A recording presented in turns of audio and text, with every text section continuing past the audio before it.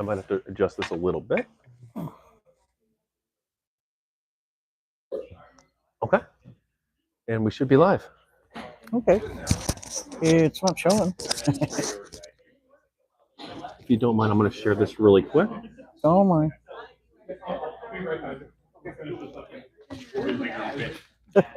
Just when you go out. Oh my gosh. You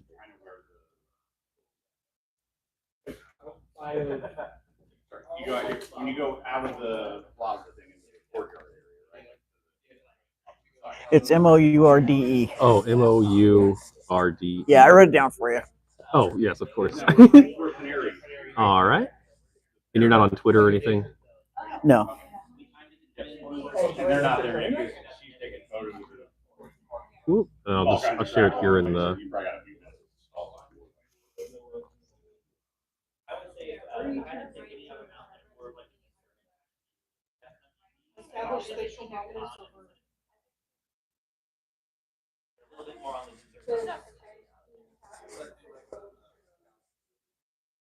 And hey, we're on camera. Okay. Well, hey, Mort, it's nice to meet you. Nice to meet you, Kevin. How are you doing? Doing well. Thanks. All right. How are you doing? Not too bad. Not You too enjoying bad. the con? I am. It's been fun. It's been interesting to hear everybody's stories and why they're so passionate about this game. Yeah. And in the community, the players, the people.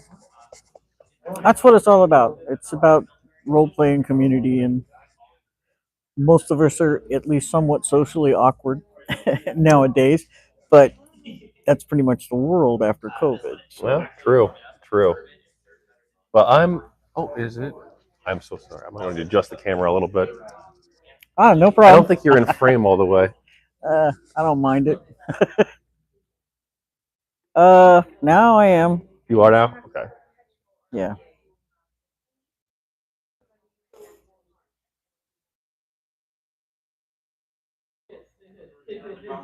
Oh my gosh. Now it's just me. There we go. Perfect. There you go. Yeah. Apologize for that. Oh, no problem. Remember, don't tell the truth about anything. I know nothing. Exactly. I know nothing. The perfect answer. So, Ward, where are you from? Where's Mort from? Or where are you from? Or well, either one doesn't matter. You can answer either way. I live in Missouri now, by way of California native. I was in the military, served in the Air Force for 3 years. Well, thank you. All over the place. By way of Guam, Mississippi, Texas, Arkansas, and now Missouri. Since my husband passed, I moved around a couple of times, but now I'm settled in Missouri. And So you're a local? well, somewhat. I'm local to the state. Do you know where Joplin is? Yeah. Yeah, I'm just outside of Joplin, a little town called Carthage. And well, how do you like St. Louis so far? It's interesting driving here. To me, it's what I got away from, the big city. Mm-hmm. I like the urban life. Okay. Well, Joplin's not too much of an urban life, I guess. Or they have some, don't they? Or... Well, I actually live in Carthage. Mm-hmm. It's just a little the house I live in is 125 years old. It was part of a family we are on the stream, farm. just a heads up. I don't think anyone's going to go after you or anything, but just a I don't care. heads up. Yeah. Anyway, we've built it into kind of a little homestead. Okay. It's kind of nice. The house was gutted by fire a few years ago, and the lady rebuilt it. The shell was the only thing left standing. It's got a basement. It's even got a safe room and a cistern in the basement. What used to be the cistern for the house. What's a cistern? It's what catches and holds rainwater. Oh, for use in a household. For drinking? This is before they went on city water. When they went on city water, she turned it into a safe room. Now it's got a ladder down into it and a light. It's got really nice thick concrete walls, which is terrific for tornado season. Well, you just had one, about a decade ago, I guess, right? That really bad. Oh, the one in Joplin, yeah. Yeah, my aunts and uncles they lived there at the time, and it was bad. Well, are you doing anything other than SimuCon in St. Louis, or? I don't know what you mean. Like you have like seen the arch or any local amenities or anything? Oh, not yet. Not yet. Just SimuCon. I got here on Tuesday, and the con didn't start really until yesterday. Mhm. So I've been just kind of hanging out and taking it easy. And Everyone's been pretty cool so far. Hmm? Everyone's been really cool. Oh yeah, yeah. You mean locals? Yeah, everybody's very nice. All right. Well, do you want to tell me about your character? I know we talked about it a little bit off camera, but Mord has been around since early 2000s. She was the product of a human mother and a dark elf father, but she's identified as human all these years. She's passed as human, more or less. She's got, if you look at the character in the game, she's got slightly pointed ears. She's got really exotic features. She's got very dark hair and dark skin for a human. And yeah, so it's just part of her backstory. There was something called Chasten's Edict, where it was pretty much illegal to be a human or you were a second class citizen. Mm-hmm. You weren't allowed to have a citizenship in any of the towns in the empire. So it's just part of one of the storylines. But now they've repealed Chasten's Edict and she's come out. So it's just not general knowledge.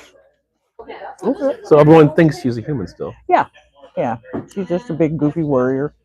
Her mother was a warrior. Her dad was a dark elf sorcerer. She pretty much got raised at Helga's and the guild. And your parents, the character's parents, are actually other players in the game. Yeah, there were other players that their characters. One's name was Diana, and the other one was Mordecane. So from that came Mordiane. So Yeah, and we were friends. We used to go to cons together and stuff. And a lot of fun. that's awesome. And then you have a second character because you came back to the game after a long hiatus. Yeah, I left for over 12 years, and then I came back about 3 years ago now, and everything had changed very drastically. The whole gaming system changed, the magic, the everything, combat, everything.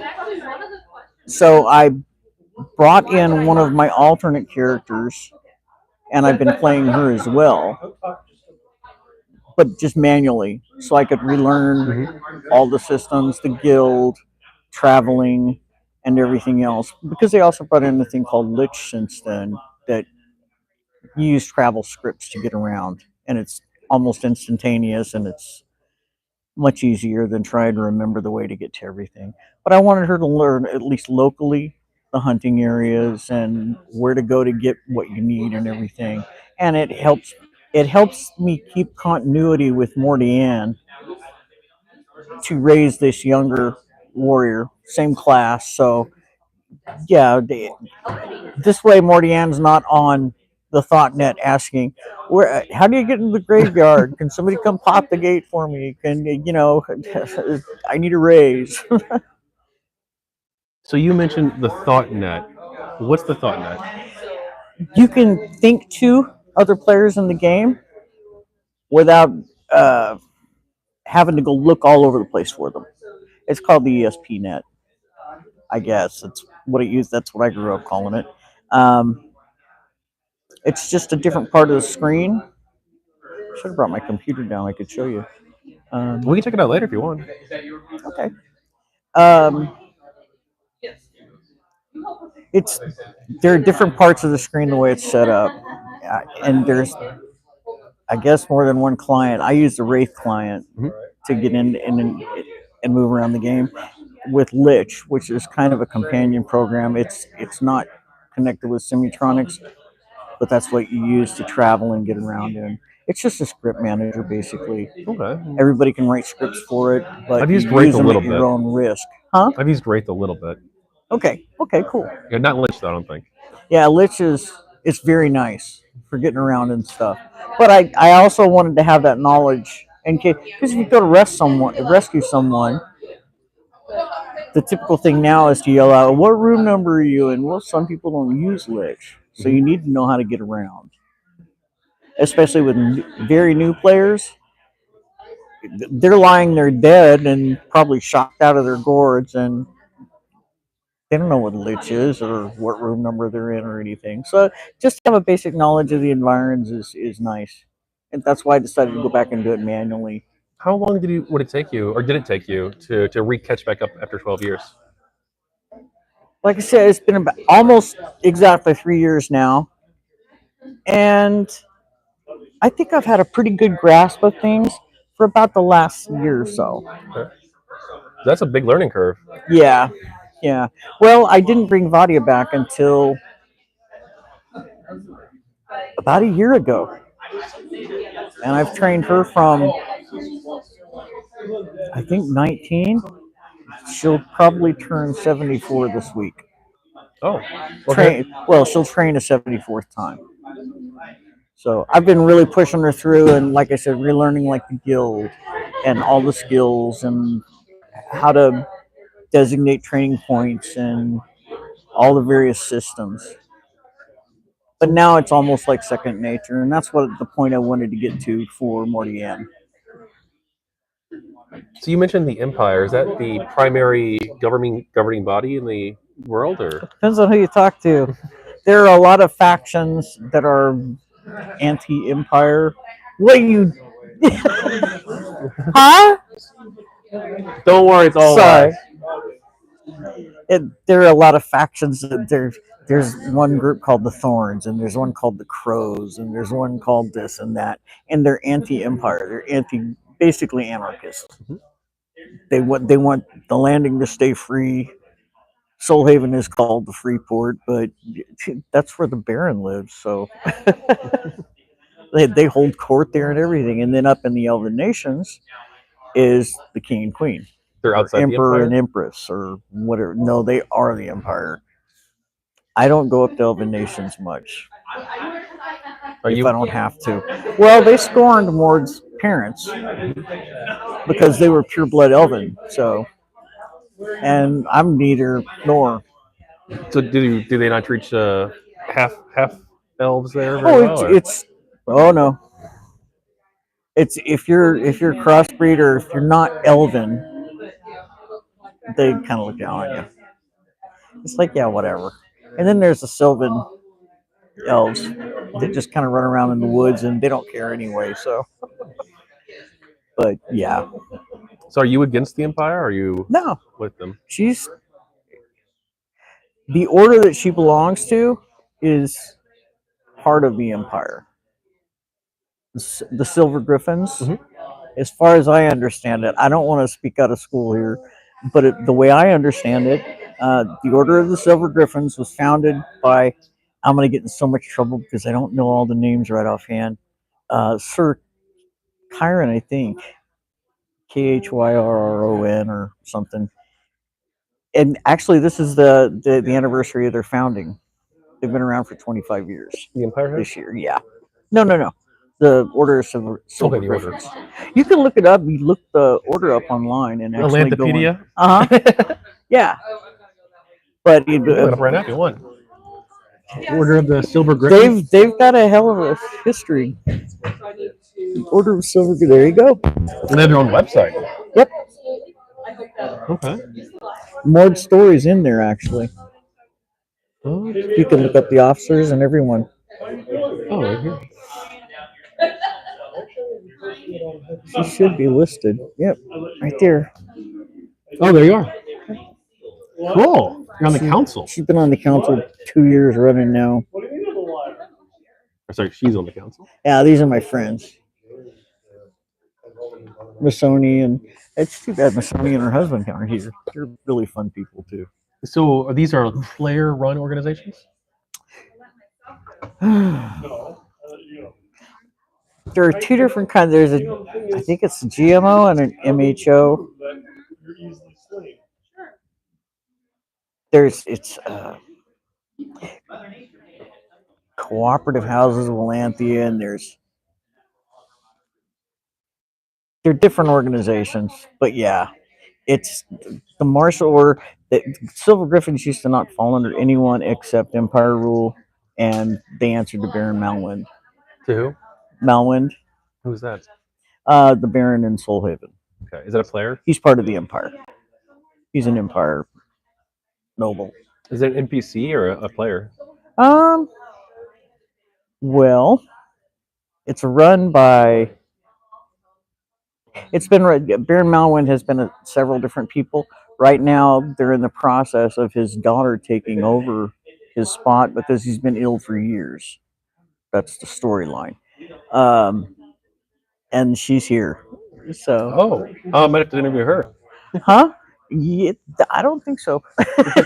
No. No, I don't. It'd blow a lot of role play Ah. because she's a GM. Oh, okay. So she plays. This is an NPC that she plays, Gotcha. and there's a huge backstory line. I wish Cryhart was here so you could interview him. He's a riot.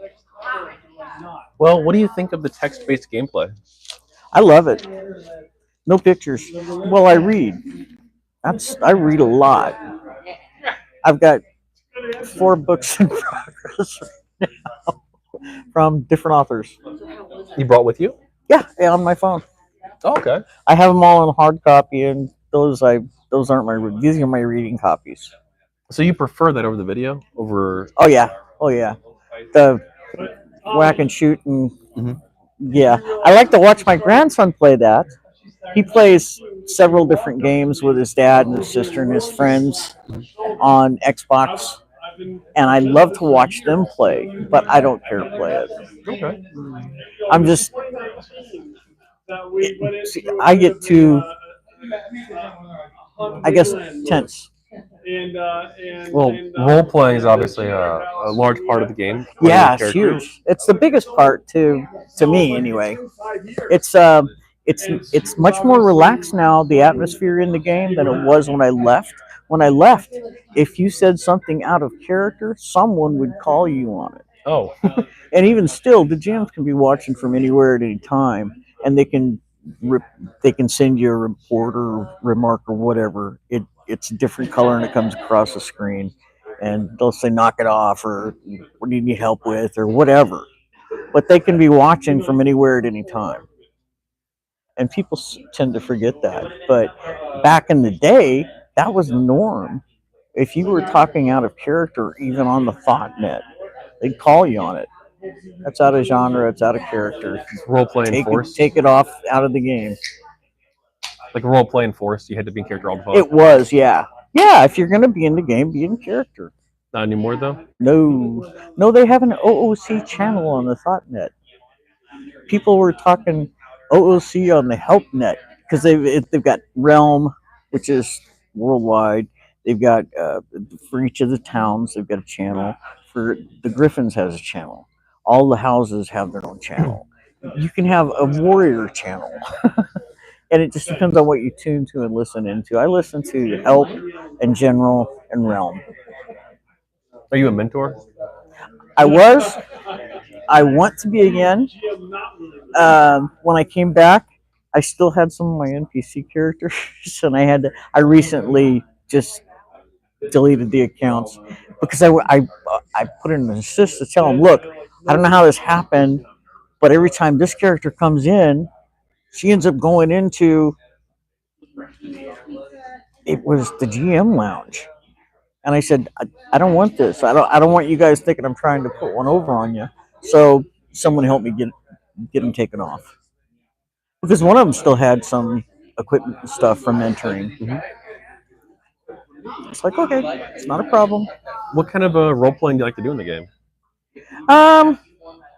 Well, Mord is, like I said, she's in that chivalric order. She goes on. They have boats, a boat system now. Which was all brand new. They've got a boat system. So she goes with, right now, the order is hunting for a pirate, basically, who has done something really horrible, and that's a big role play thing. Every Thursday we go out looking for this guy. Mostly it's just treasure collection, but we're looking for this guy. And if we run into him, we'll probably kill him or take him prisoner if we can. But there's that. There's the stuff. They have court sessions. GemStone IV and It's Lady Athalia is the the Baron's daughter. She's the one that's kind of taken over because Yeah. her brother has gone off and gotten married and moved somewhere else. Plus, his wife got killed. Anyway, she'll call court once in a while if people need to be. They recognize people. They tell people about new laws. They tell people, whatever's going on. Mayland's character is crack up. She's always in court. She plays a little pirate. Yeah. Little pirate citizen. She's just, or a mop woman or a washerwoman or something. Just a local, But she shows up in court and they bring her own stool because she's got a peg leg. Yeah. Tell me about that. Yeah. So it's really good. It's really good role play to me. There's her, and anybody can show up to these court sessions. You have to comport yourself in a certain manner, and you don't speak unless spoken to, pretty much. But if you're called on, you just answer. It's like the Baron or the new person Yes. taking over who's calling Yes. you, and you'll answer questions. They're right there in front of you. They have a what is he called? He's got a name. The guy that he's not the town crier. He's I'm gonna get in so much trouble because I don't know all of these. Anyway, he pounds his staff on the floor and calls it to order. And if you want to ask something of the court, you whisper it to him, and he'll put you in the queue if there's time. But she recognizes people and promotes people and gives people new titles and all this stuff. So why are you hunting the pirate every Thursday? Like I said, it's part of a bigger storyline. I'm not familiar with the whole thing, but he took somebody captive, and then he's wanted. He's a criminal. Bad guy, huh? Yeah. Okay. Do you do the? You don't have to answer this at all, but there's a question about ERP, the erotic role play. Is that an aspect of it you've explored at all, or no? It is for a lot of people. Yeah, I've heard. It is for a lot of people. In my younger and foolisher years, I'm not going to talk about anything out of school. There was a little slap and tickle going on, but my husband just died 4 years ago. I was still married, we didn't do that kind of stuff. And, I teach his own. I'm not judging. I'm just, not for me. I'm too old for that crap now. Understandable. So, do you do player versus player at all? Me? No. Not unless I find there is a person in the game that whispered something really vile to me. I think because he thought I was an alt of this character that he has a conflict with. There's no other excuse for it. I mean, really vile stuff. And all I could think of is, what if this was my granddaughter playing this? This is supposed to be a family-based game. And I go into it thinking, I don't know who I'm talking to. So my character role plays with their character, and that's as personal as it gets in the game. That's what I'm there for. But I'm probably gonna end up reporting the guy in the game if he persists at it. Yeah. Well, I'm sorry, that sucks. Yeah, it's that's the only thing that bothers me because I don't care what people do in there. It doesn't bother me. I'm not shocked by much anymore. But that's all I thought is this is billed as a family game. And I've known there was a 9-year-old that was playing one time, and the kid was amazing at playing at the hack and slash portion. Excuse me. Oh, you're okay. Oh. Looking for my Kleenex.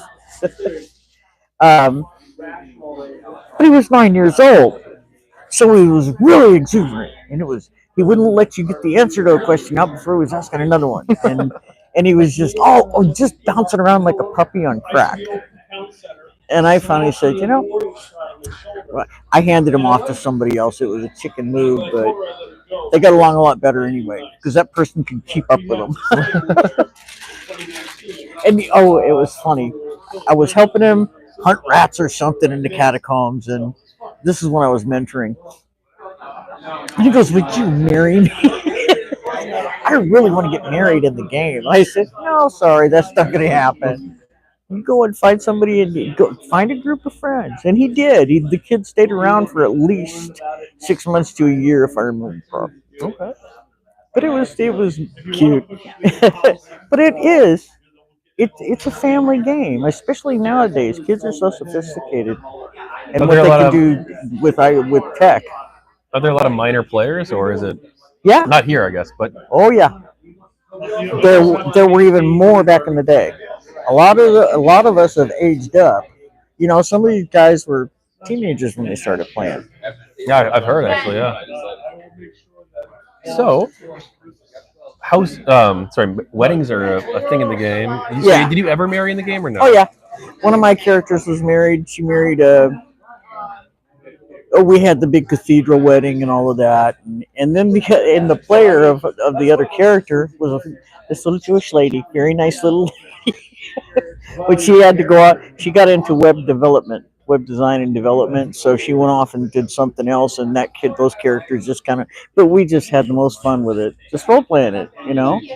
There wasn't we were talking about ha ha ha ha wedding night and all this stuff, and we were just cracking up because we were talking on the phone while we were playing the characters. It's like, oh, watch this. Yeah, watch this. So, did you participate in Droutman's challenge yesterday? Yeah, How did you know? I got killed a lot. Crime, the guy that won, he and I ended up chasing each other around for probably half of it. Either he was in front of me or I was in front of him, and we were just kind of following each other around. It was fun. It was a lot of fun. I've actually, as someone who doesn't really play, I don't know much about it. I doubt the readers probably know a huge amount about Droutman's challenge. So, do you want to tell us what that is? It's it's an it's a side game. Uh, I guess an arena. It's they have monsters that are put in there just to harass you and try and kill you. This used to be, from what I'm told, it used to be other characters or GM characters or non-player characters that weren't there to help you at all. They're there to try and hinder you and kill you and make it harder. Because as soon as you're dead, you're up again, and it doesn't cost anything in real game resources. Um, you have to drop everything. When you go in, you're stripped completely. And if you want a weapon and armor and everything else, you have to pick it up off the table You have to go. Do you have to grab like preset stuff, or is it stuff you find on the mission? No, it's preset. You enter into a room and you pick a weapon, a shield, armor if you want, and you've got a backpack with a pill in it that will heal all your wounds, but it gives you like a 45-second round time or something, and a wand that you can freeze other players with. I didn't see any of that going on much, and I don't know if it. And every time you die, you get another pill, and so it's basically it's run around in this maze that is constantly shifting and changing, and every time somebody pulls a rope, either they get killed or it drops a key and they can pick the key up, or they get treasure or money. Uh, and you run around until there are, I guess, colored keys for the colored doors. Mm-hmm. And to win, you had to get the gold key, which goes in the white door. And it didn't really matter with the keys because the doors were just popping open anyway. If you pull a lever, the door will pop open.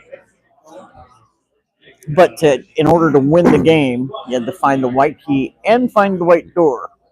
And like I said, everything's constantly shifting. But it was great. It was great fun just to run around. Did you make it to the next round? No. No, there's not going to be a next round. No? No, they didn't have enough players sign up, so Crime actually won. He got the grand prize. Okay. So, kudos to him. Do you have any thoughts on spirit beasts? I have no idea what they are yet. I'm still waiting to see. Okay. I'm hoping it's some kind of dragon or something other than a zombie or something that I won't be too worried about dragging around with me. Something that's not going to look too gaudy. Yeah. Oh, she's got a sentient potato sitting on her shoulder right now. So a sentient potato? Yes. I think Wyram did this. It was one of the event boxes or something a while back.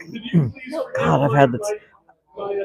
You have to nurture this potato basically. You have to feed it and water it, and you can put a decoration on it. And we can like mine's got a little sword belt that it wears. That's just like Morty Ann's. And you take it to see the pixie after a certain amount of time, and the pixie does something, insouls it, basically. So you end up with a sentient potato instead of just a spud. So is it able to like talk and stuff too? Or? Oh, it sings and tells everybody how great you are and what a wonderful person you are. And you can tickle them and slap them and hug them and stuff. And Oh my god. but yeah, I usually end up sticking mine in my pocket, especially to go to court, because it says, my mom did this and this and this. It's like, no. Stories better left not told. I just scolded. Well, not in court. Nobody cares that your mom killed a big bad monster. Well, what do you think of scripting? Scripting? Do you mean AFK scripting? Well, any kind of. Well, you can. Scripting, I think, is great. It makes for more fluid gameplay. But leaving the keyboard in script hunting is very controversial. I know a lot of people do it. They raise a character to a certain age and then they sell them. To me, that's like slavery, but whatever. I talked with Quinlan. He plays DragonRealms. He's not here actually. I talked to him ahead of this project to learn more about the game. And he was telling me that like purchasing characters, that's a major component, and that people have very mixed feelings about it. Yeah. I bought a character, 20 years ago, and he's just this old wizard who evidently was a real bad guy in his previous life, because the first month I had him, he got killed about 6 or 7 times. Just girls or other people walking up and killing him. You're a jerk. We're going to kill you. And they did. So I finally made him into this harmless old guy with dementia, and his hair's half scorched off, and he blew up the doorkeeper at one of the houses, and because he forgot what he embedded into the spiders. I wonder what's in here. And he rubbed it, and he blew the Phoenix doorkeeper away. So he woke up in jail. But I played him like that, and I just use him to spell people up. Do you still play that character? Oh, I still have him. I haven't played him in quite some time. But he's just a dotty old. His main weapon is a feather duster. That doesn't sound very effective. Exactly. If he walks outside of town, he's going to fall down and bleed to death. So, I mean, he's that wimpy. Well, he used to be able to enchant a lot, but enchanting and everything has changed so much that he has no clue. He walks around with a dead mouse on a string, and people go, "Oh my god, he's sleeping." Sounds kind of like a miserable character, actually. Oh, he's fun, actually. He's great. He's crazy. He doesn't know anything's wrong. What do you think of, and you can answer this 2 ways, the future of the game. You can answer it in terms of the future of the game world itself, and also the future of the commercial product, however you want to take it, or both. Commercial products. This game specifically, that's the only one I can speak about because it's the only one I played. I think it's got a heck of a future. We just had an influx of newer people and returnees in the last, I'd say, 2 years or so.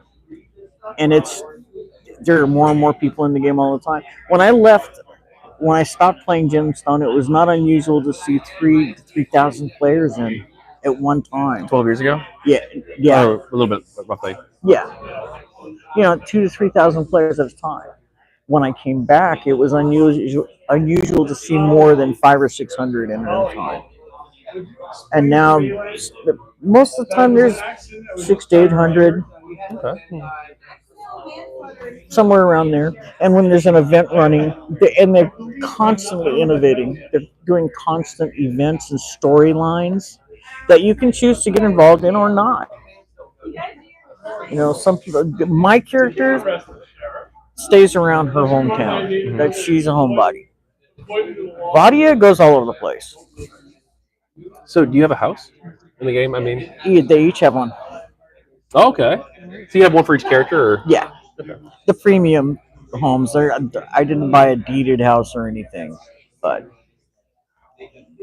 they have a premium home because it's 2 premium accounts. So what do you think of the housing? I think it's interesting. I don't really understand the house idea. I know Roblar had a castle at one time, or a keep, or something. It's up on the glacier, but I think he sold it to someone. But it's interesting because you can keep stuff there. Like Mortian's got a tent she carries around, so she can basically just sleep in that. Any thoughts on the monetization? Monetization. How they're making money off of the game, like pricing, things like that. It hasn't. They didn't have a Simu store when I left. Actually, yeah, they did too. What am I talking about? It was just in a different format. I think it's great. I think it's better overall for the game. That way, nobody can claim favoritism. If you want something, it's just they used to have the Elven Invoker who came to town, the park in town, every 2 hours during the day, and she'd cast spells for free. Well, they've monetized that. They've sent her to Four Winds Isle, where she lives now, and she charges $10,000 to get spelled up. So it's kind of forcing the culture back to the way it was before.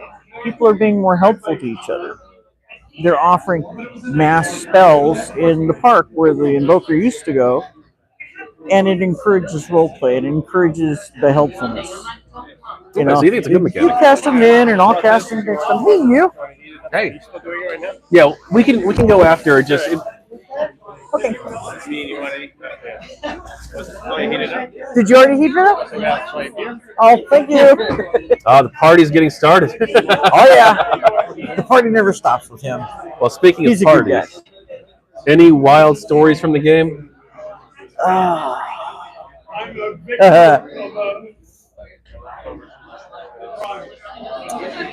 When Mordian capped, they cap you for capping, meaning whoever's on duty, the GM, will come in and cap you, kill you, just boom, hit you with lightning or something to kill you dead. For what reason? It's a rite of passage. If you said, please don't do that to me, they'd probably do it to you quicker or whatever, but well, it'll probably happen to me. It doesn't cost you a deed. It doesn't do anything. It's like an acknowledgement from the GMs. Yeah, we see that you cap. Well, Mord went to she was married at the time to Goldster. Anyway, she's been married forever to this guy.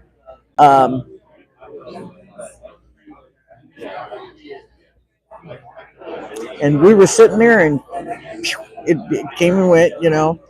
Congratulations, you're at 100th level. You don't have to go to the trainer anymore. You can just train. And I'm sitting there, and everybody's going, stand back. You're in the blast radius.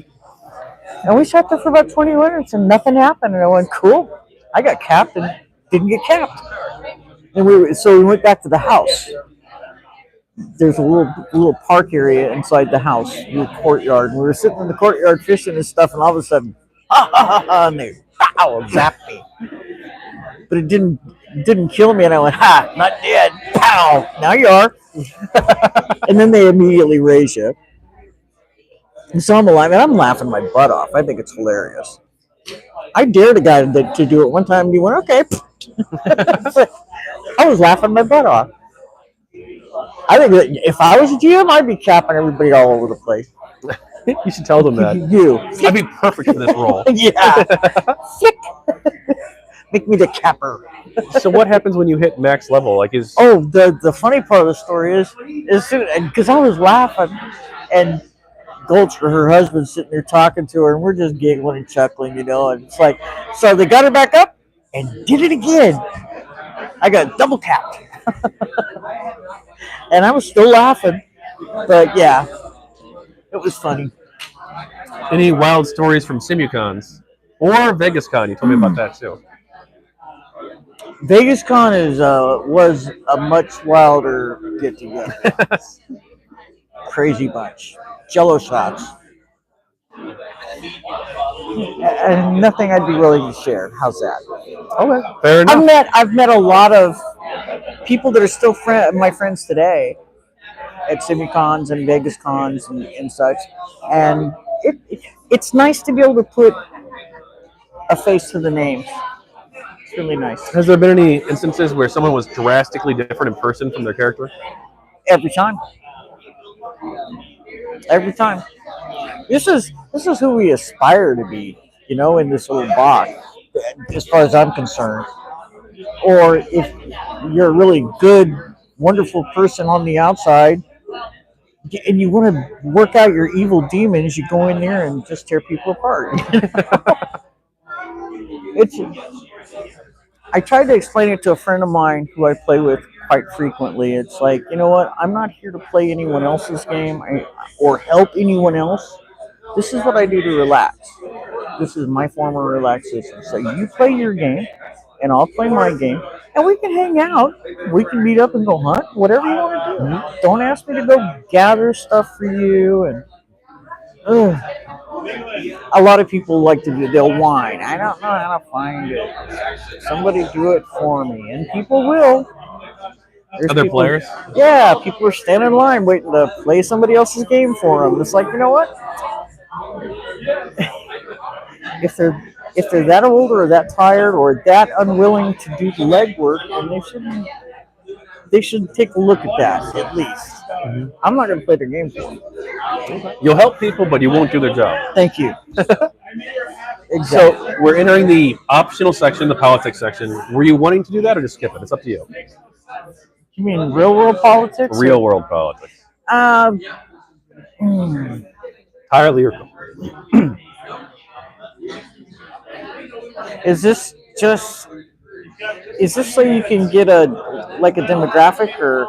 No, I don't know. I'm a political live streamer too, so. Oh, okay. I think it'd be interesting to hear what people think of the election and other issues too. But it's entirely up to you. We can skip it. I think it's a big kangaroo court. We'll do it. I don't care. Sure. Well, you want to talk about your political views or philosophy?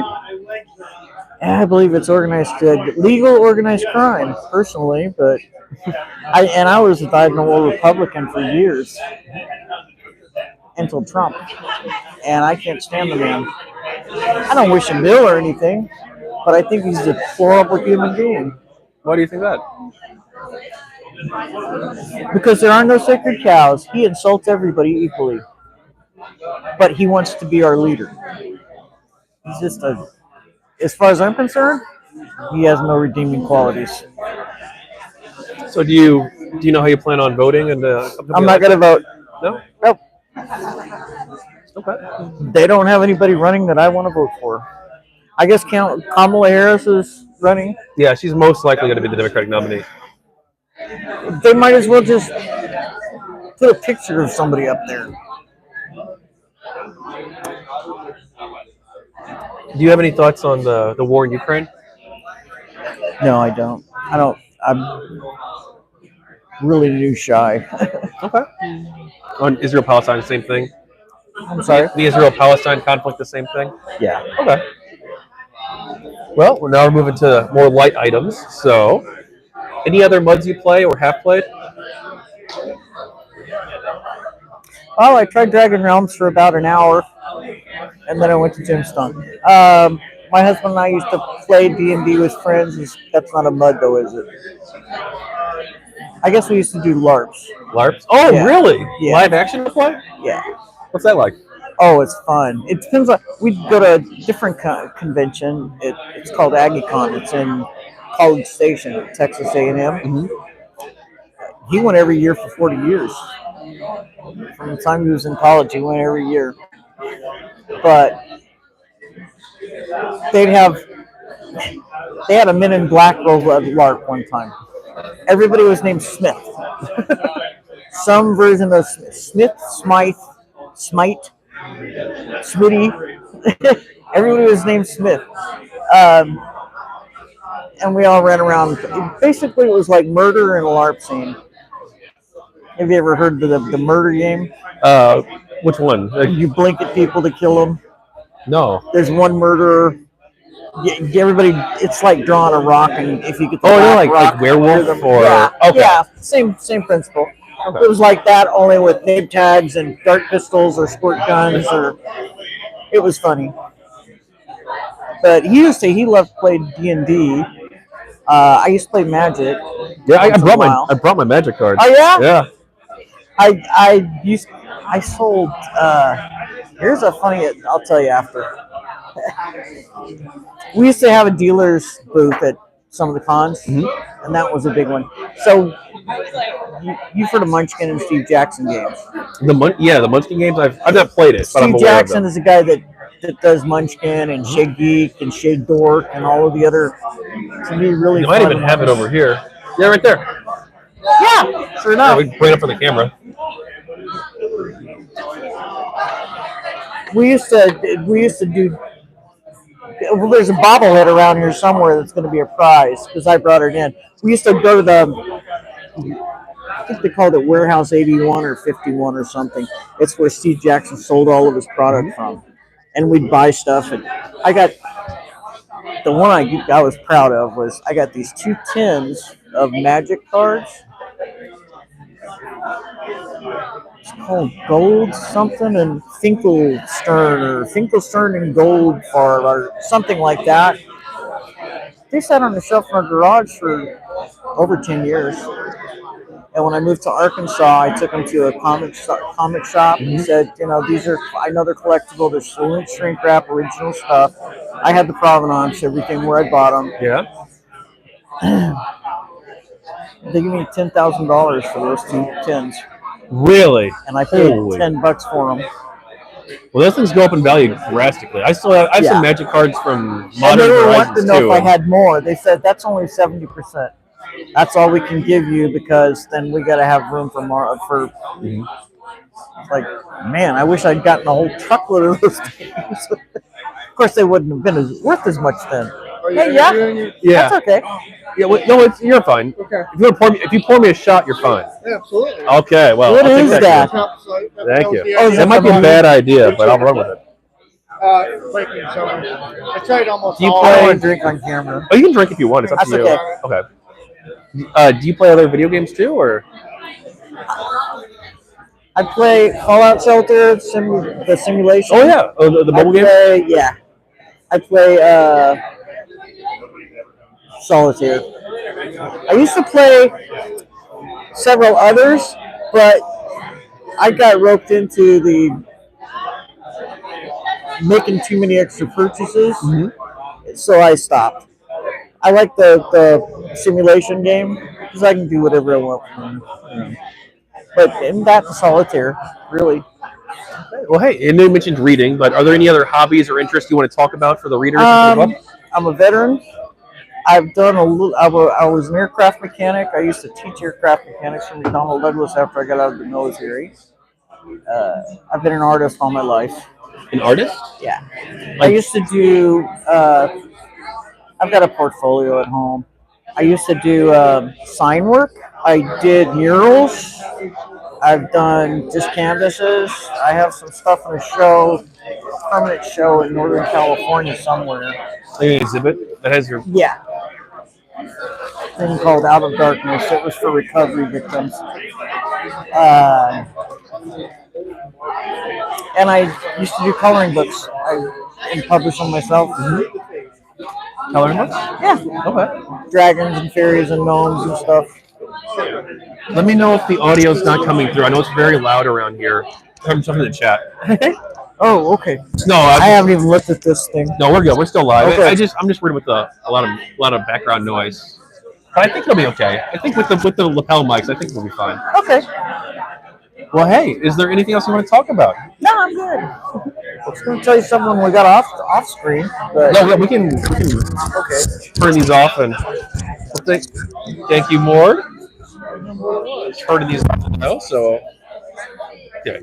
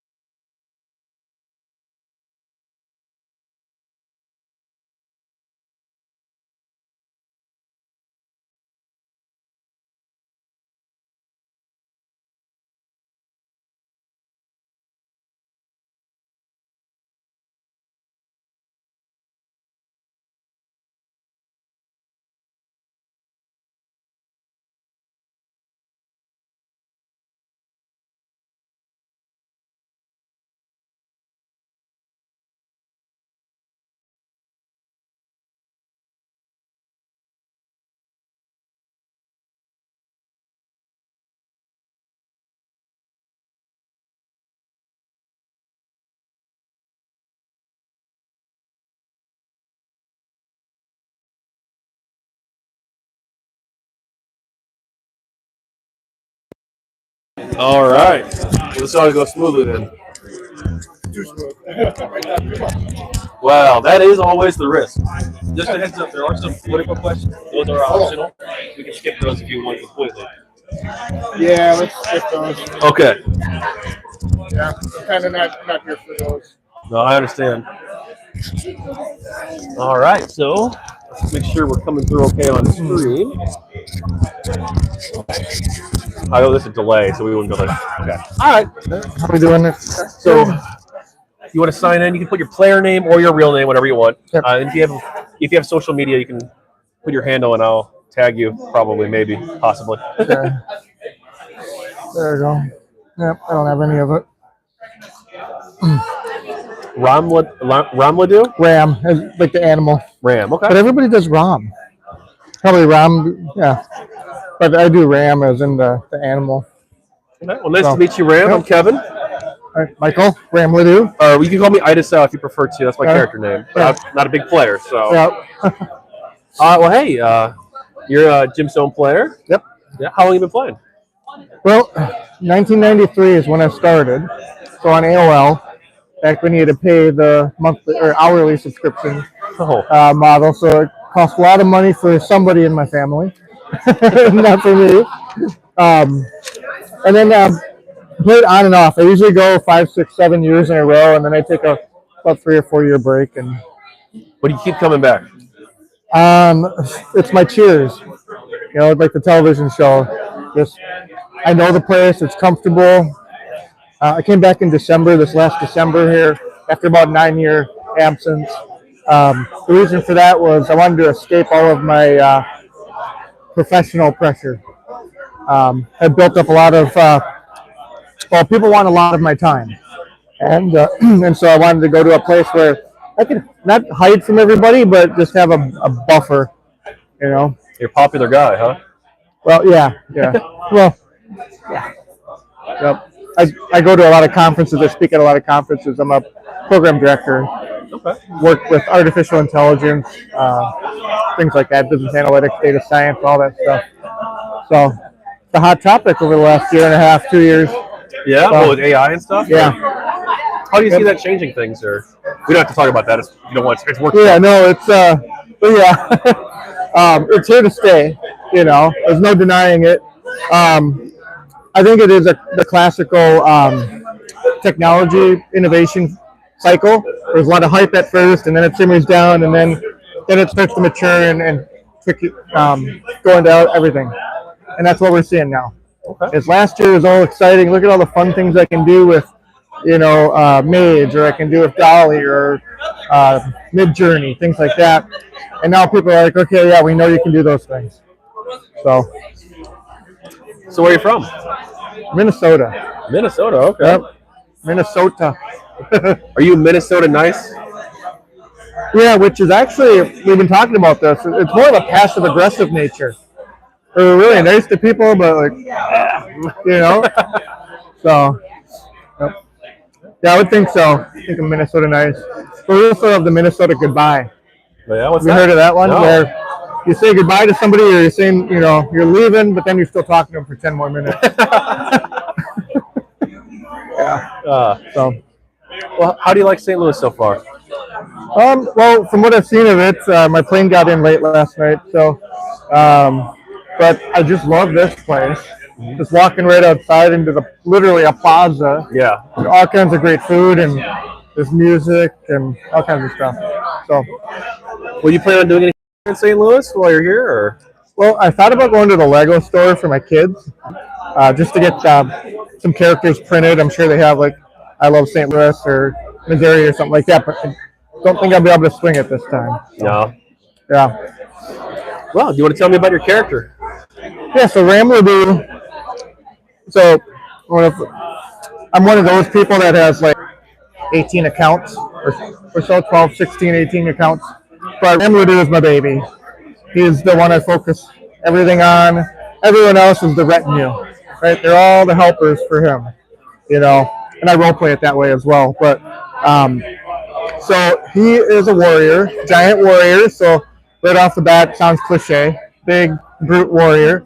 But his backstory is one of sadness.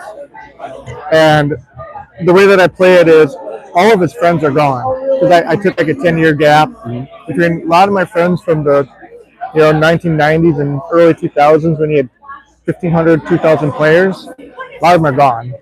Or they're another skin, but and stuff. So I kind of incorporated that into my character that he trudges along.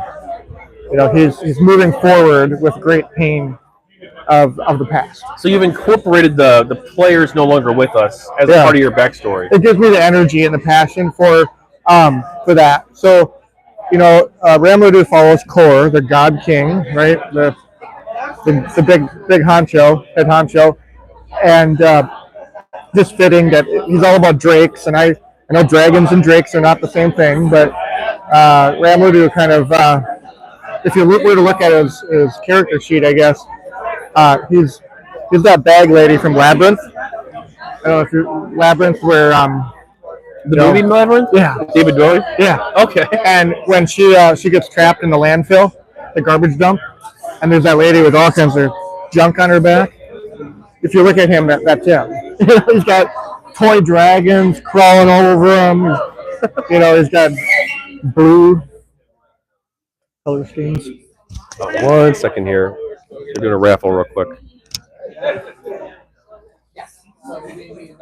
Or we can talk quietly if you want. Yeah, no, that's cool. We can. So you have 18 characters? So you play them all once? Or is it I have 26 characters, but I run about 18 accounts. Okay. Can you run them simultaneously at the same time? Then, as many as I can. Okay. 3-4 monitors, watching them all the time. Well, what do you think of the text-based gameplay? I'll be honest, I'm surprised it's still around. When I saw the cliff, or not, I guess I'm not a cliff, but saw a lot of people leaving for World of Warcraft, Star Wars, like that, graphical, games, MMORPGs. Graphical mud, you almost said, right? I know, right? Yep. Dating yourself a little bit different. Yeah. I mean, it's not inaccurate, right? Yeah. So, you ever play WoW and stuff like that? Or? I did, yeah. Early 2000s. Played Star Wars Galaxies. Then WoW came along and tore it away. But you prefer this over the graphical mods or the MMOs and things like that? Yeah, because of the interaction with people. Yep, the relationships you can build. You do this, someone responds to that. With that, So you're big into role play or no? I try to be, but coming back in December, it's been difficult. I'm not quite there yet of getting back into a 24/7 role play feel. So I think that has to do with too. There's less people that I know now. I'm starting to make new friendships and things like that. And there's still some people around, but it's really tough knowing where I can fit in after being gone for a while. No, I bet. Yeah. Maybe you'll meet some people here. Yeah, well, so far, it's funny because I'm active on Discord, and I talk to a lot of people on Discord that I don't even see in the game. But that's what's really cool about it, too, though, is, you hear about cyberbullying, you hear about all kinds of problems on social media. I get none of that on Discord. Everybody's positive, and everybody's supportive. So that's amazing. That's awesome. Yeah. You ever done the erotic role play? You don't have to answer. No. Nope. Okay. In fact, since coming back, I've had some people ask me about things like that, and I'm like, I can't do it. No. I think that part of my character play, yeah, is just not in the cards. Okay. So, in fact, I was in my prime. I used to hug people and things like that with my character. Now it feels a little weird. Not weird in a negative way, but it just feels like I don't know if I can role play that. It's not your character, or is it not you? Me, Okay. as a player. Yeah. Would you player versus player at all? No. Okay. No. So we need two. Nope. Any thoughts on spirit beasts? So to me, they seem kind of like another kind of game that's out there. I won't name here, but I did buy one from SimuCon. I just paid that upgrade. So I wanted to check them out and seemed pretty cool. I don't know what I would do with it once I have it. Do they battle or? Yeah, I heard they do. Yeah, I heard. Yeah, but then it just makes me wonder. Like you've got siegery miniatures, you've got toy. Like I have some toy battlers, and then you have spirit beasts. Like it seems like a lot of different collections that battle. Mm-hmm. So okay. You can answer this two different ways, or both ways if you want. What do you think of the future of the game, both in terms of the real life commercial product and also in terms of the in-game world? Well, so I'm dealing with this because of my real job or my job, right?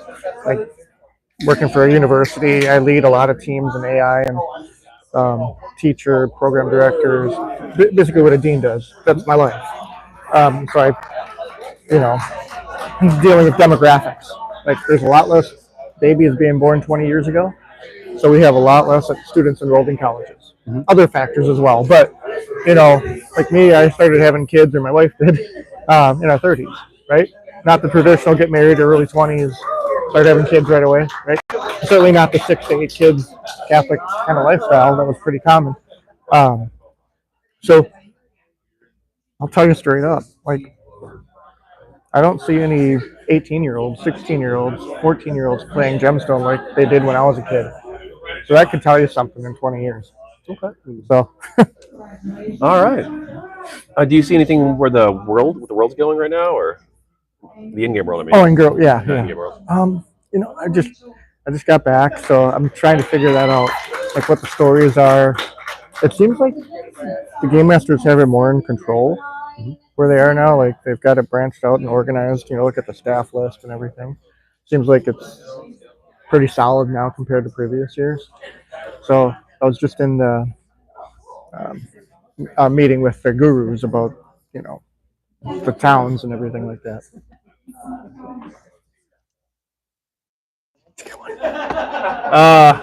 Okay.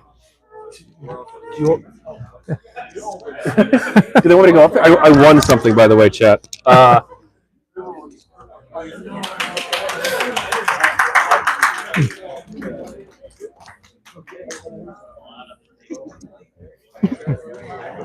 Thank you.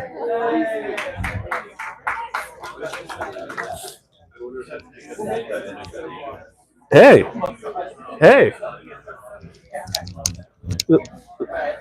Nice. Oh, we should start the chat too. Yeah.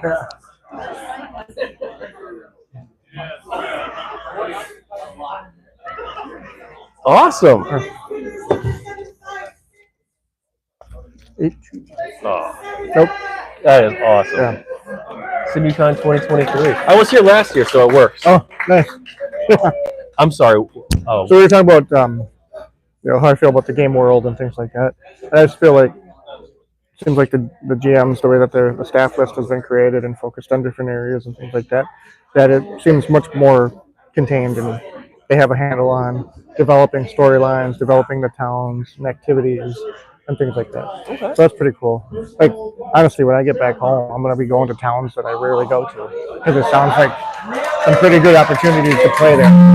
So you mentioned we don't have to get too hung up on this, but you mentioned there's not a lot of young people jumping into this game. Yeah. Do you see MUDs as a genre as a whole possibly not having a future, or do you think that this is a genre that has enough of a niche staying power? You're always going to find people that want this niche, right? Like, but is it 10%? Is it 5%? And what is that big number that you're taking a slice off of? When we have a culture of instant gratification, and our game, you hunt, you max out your bar there, and then you go sit at a table. Woohoo! I won! You can play me like that.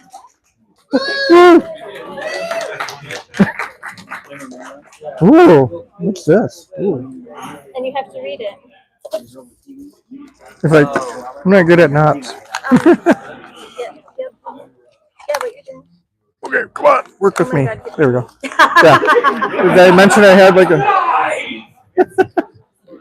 You don't need them. They just have to slide it off. You just tighten it, yeah. for 1 second.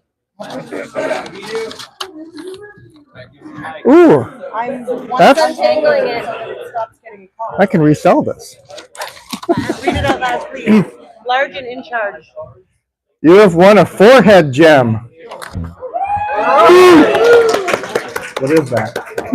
You know what that is. I've seen people talk about it. Yeah, sweet. What? I can't hear anything. Prime, yeah. Yeah.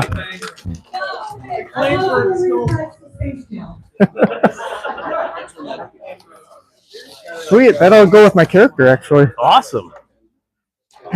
Sweet. What do you win? A forehead gem. Oh, nice. Do you want to show it to the camera? Let's get up here. All right. This is the lucky table right here. Yeah, 2 for 2. Anybody want to sit over here? So you were talking about instant gratification? Yeah. So the way our game's set up is you hunt, and then you max out. And the idea was you would go back to town and talk to players and engage with players in RP. But tables are just full in town of people just sitting there going AFK. So do people with instant gratification culture want to play a game where you don't get much benefit from keep on killing nonstop, whereas other games you do, right? Like just grind through stuff, like World of Warcraft or many of the other games that are out there. So it's just an interesting, I guess, phenomenon or change that I see it in other things too. Like in other behaviors, people not learning how to be patient or waiting in lines because they can get instant gratification off of Netflix and YouTube, like skip ad, stuff like that. Yeah, I mean, Binge on the latest show and just keep going and not having to wait for the next one.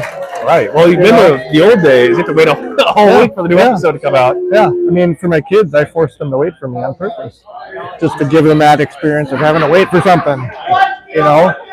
So Yeah. So you talk about the hunt, and other players I've interviewed, I've asked them about it as well. But on the DragonRealms side, is it different on the GemStone side? What's hunting in GemStone look like? So you spell up, you get some spells, things like that, and you go out and you kill 10 to 20 creatures depending on the level difference of your character. Because there's a math involved, 100 points plus XYZ based on level difference, and then you get a little, we call it fried. Your brain is fried. Mm-hmm. You can't add any more experience in the tank. So that's when you're capped, right? Yeah. Okay. And that's when they kill you. The GM kills you usually. When? Do the GMs kill you then? No. No. Oh. Maybe if they don't like it. Or you did something bad. No. So, you mean level cap? Yeah, you need level cap to kill level you, right? cap. It's like I thought that capped as in you got your 1,000 out of 1,000 experience. Go back to town. No. Yeah. You get a lightning bolt. Yeah, and then because I capped, finally capped in about March, and so that was a fun experience. And then a bunch of confetti rained down, so that was pretty neat. But speaking of capped, there's a group out there that also, when they hear that you capped, they have items for you, like a necklace and a congratulation card, and they do a post. So I thought that was really neat. Like players do? Yeah, which I thought was really neat and really special, and just awesome. So I keep asking this stupid question, like, player, so it's all players or GM NPCs, right? Or are there AI NPCs too? No, there's just NPCs. I mean, obviously the mobs, the critters have some sort of programming behind them to give them logic, but it's not AI driven. Okay. So you're not going to walk into the town and talk to a merchant. The merchant's probably either a player or a GM NPC. Well, no, you got NPCs that are just pre-scripted, based on the commands you give them, or the random messages that they're spinning out. Okay. Yeah. So scripting. Do you have any thoughts on scripting in the game? Well, too much. I go back to the front ends that Simutronics made. They allow for scripting. Period. With the Wraith and the Wizard before it, you could script, right? Like they gave you that functionality. They didn't have to give you that functionality, but they did. So that just bred, other people that come up with third-party software. Ruby is a programming language, pretty easy to learn, object-oriented, if statements, case statements, simple stuff, for loops, all that kind of stuff. So, I mean, the game is right for it, right? Any repetitive task that you don't want to do, or I also think scripting can be helpful for people that don't have the ability to type fast, or they have an injury, Right. can't see very well, etc. So that can be very helpful. So there's also macro keys you can punch in to do repetitive tasks too. So, Do you have a house? uh, game, I mean. Yeah, I have not visited it in a long time, but after being gone 10 years, I went back. It's still there, but I don't find a value in my house because there's so many other places to meet people and congregate and hang out that I don't actually prefer not to do it. So. Okay. Yeah. And do you have any thoughts on monetization? It's like, the monetization of the game, as in terms of like how they're raising money for it, Oh. the pricing and stuff like that. well, I think it's necessary. And obviously, I mean, I'm a big spender myself. Like, I'd rather not worry about when my enhanced items are going to drop. So I buy, for 20, 30, 20 bucks, 20, 30 bucks, I buy some enhansive freezes so they don't lose their power for a year. That's good value to me. A, because I don't want to keep track of it, and B, I invested a lot of time in getting those enhances to where they are. So, yeah. All right. Well, hey, we're moving to the light items towards the end here. I forgot to do this. I forgot to do the wild cards earlier. Oh. We'll do it later. But Yeah. in the last game, I forgot to do it. But do you play other MUDs or? No, but back in the day, I played one called Mortal Realms.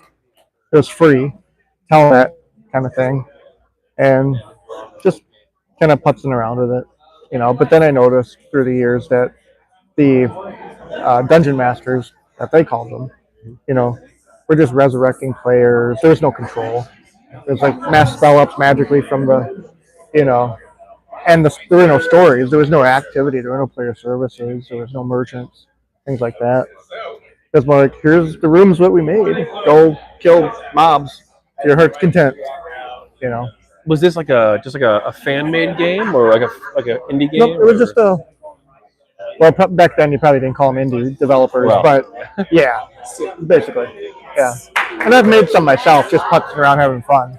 Oh, really? What's that like? Well, a long time ago. This is, just to see if I could do it, because that's how I roll. Well, Ram, do you play other video games? Right now I don't, because I'm raising the kids and just working on the AI boom. Like I said before, I'm at conferences. I was just at a national security conference in May. Going to be doing something here in late August. Just to the point where now I get to choose my gigs. Like, no, I'm not going to come speak at your thing, kind of thing. So they pay you to come. Yeah, or they make it easy for you to come. Yeah. That's awesome. At that point, because now I'm in the consulting game, and I don't want to make this twice as long, but this whole AI craze is just right for consulting. Well, one of my friends is going to a conference actually, a Web3 conference. I don't know much about that stuff. Yeah, so I'm sure they'll have AI stuff at that one. I'm familiar with the conference, but they'll probably have tons of topics on that. Yeah, over there. Any other hobbies or interests you have or you want to talk about? Hobbies? Just spending time with the kids and, stuff like that. And, playing baseball with them and all that kind of stuff. Legos. Well, maybe the Lego store. Yeah, I'm hoping, but I have to sacrifice some of this. It's my time. Yeah. Well, would you like to take a couple of wild cards? Yeah. I don't know what's in most of these, so. Yeah. These are all community submitted. Okay, how does it feel to play a heel or antagonist? We can put that back in there if it doesn't match your Yeah, character. I haven't done that. Yeah. Yeah.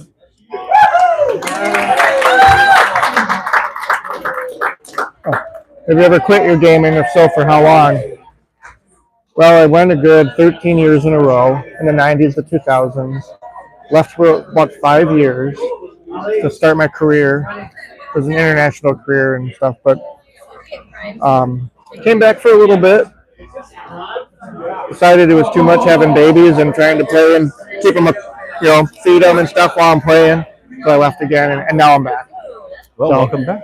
So I've quit a couple times for different reasons, but yeah, it's just always draws me back. Like I said before, decided in December I wanted to just escape to a place that I'm familiar with and nobody can follow. Well, I'm glad it's been a pleasant experience for you. Yeah, definitely. But is there anything else you want to talk about, Ram? No, we're good. Well, hey, thank you. Yep, I thank appreciate you. it. Yep. All right, I'm gonna step out for a minute, then I'm gonna go find my next victim. Okay. Yep. Reach. Congratulations again. By Yeah. the way. Can I take your lapel? Oh yeah. That's your lapel.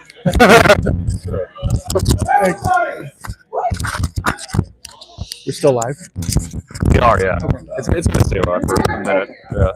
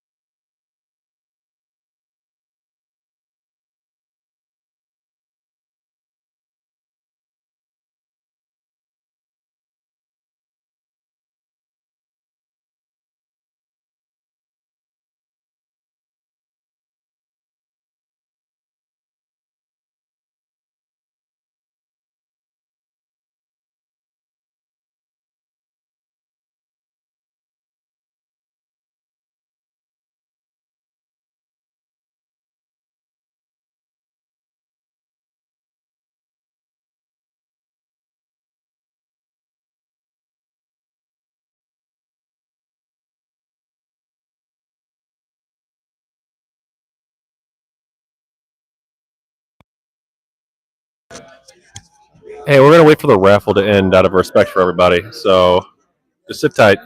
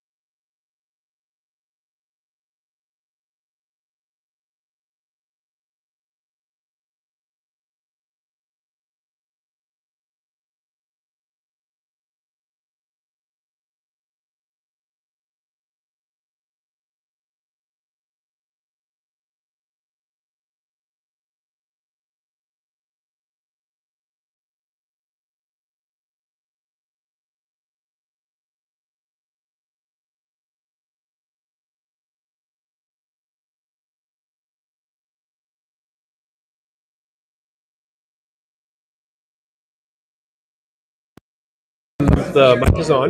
You can pin it just wherever you'd like.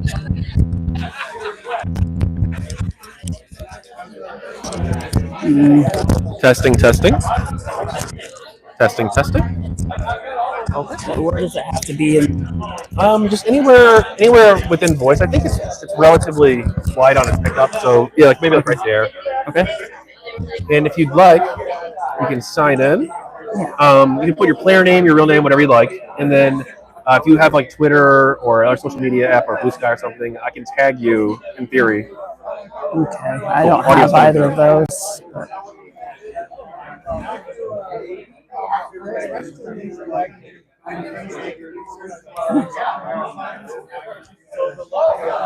So would you prefer to go by Chirel or It's Cairo. Cairo? Sorry. Yep. No, you're fine. All right. Well, nice to meet you, Cairo. I'm Kevin. Nice to meet you too. Hi. Hey. So you are a DragonRealms player, and you're relatively new to the game, I hear. Yes, I am. I started back in 2019. Okay. So I'm relatively new compared to everybody else I've met so far. Well, how did you find out about this? So my boyfriend actually got me into playing. He was playing one day because he got back into it after a while, and he's an old player from about 20 years ago, and I saw him playing, and I had an idea of what was going on, and I was like, wait a second, is that a mud? And he's like, yeah, this is blah, blah, blah. And I'm like, oh, that's cool, because back in middle school, high school, I played a different mud, and so it made me a little nostalgic. So I ended up playing that with him and give me another thing to kind of connect with him on and get back into role play. And what's the other mud, if I may ask? The what? What's the other mud, if I can ask? Oh, the other mud. Mud, yes, yeah. Mud. What was the other one? Oh, it was Eternal Night too, I believe. Yeah, it's been quite a while, but that one's a vampires versus werewolves type game. Is it still going, or? I haven't checked on it in a long time, so I'm not entirely sure. Okay. Well, where are you from? I'm from the middle of Kansas. Okay, not too far for you then. Yeah, well, no, comparatively, yeah, but yeah, no, not terribly far compared to some of the people who have flown out from the coast. So, Well, how do you like St. Louis so far? It's pretty all right. I mean, this is my second convention, so I was here last year, and all the people here are just wonderful. Yeah, everyone's super friendly and chill. It's been great. Yeah. Well, do you plan on doing anything else in St. Louis while you're here? Not really. I don't have a whole lot of. I'm not much of a out and about type person. I'm more of a homebody, and so just basically being around here and then up to the room is more or less of kind of. I think that's a common feeling among the mud players. A little bit more homebodies. Yeah, we all have some common personality traits. I would think, but yeah, between that and just being out of state, out of country for some people, they're just not knowing enough about what's around and everything to be really comfortable with going out. Oh, that's with all everything else that's going on. Oh my God, there's a lot of fun stuff in St. Louis. Yeah, we travel here for the people in the room to meet and. 1 second, we got a little bit of an announcement happening.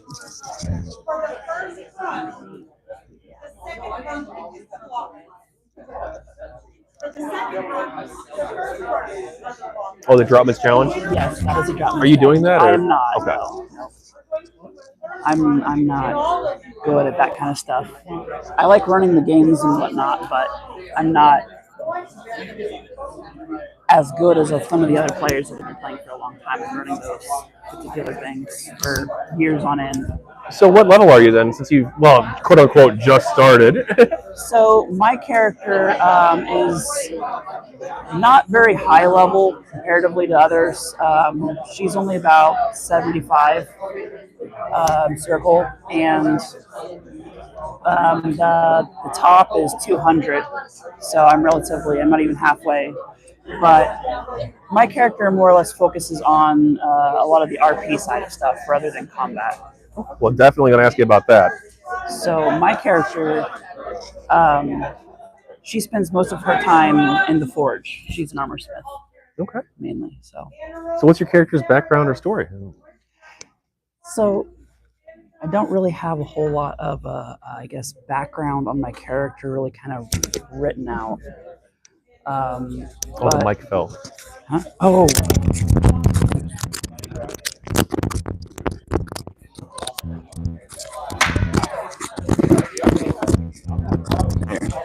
Cool.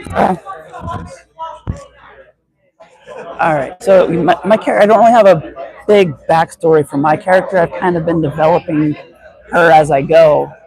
But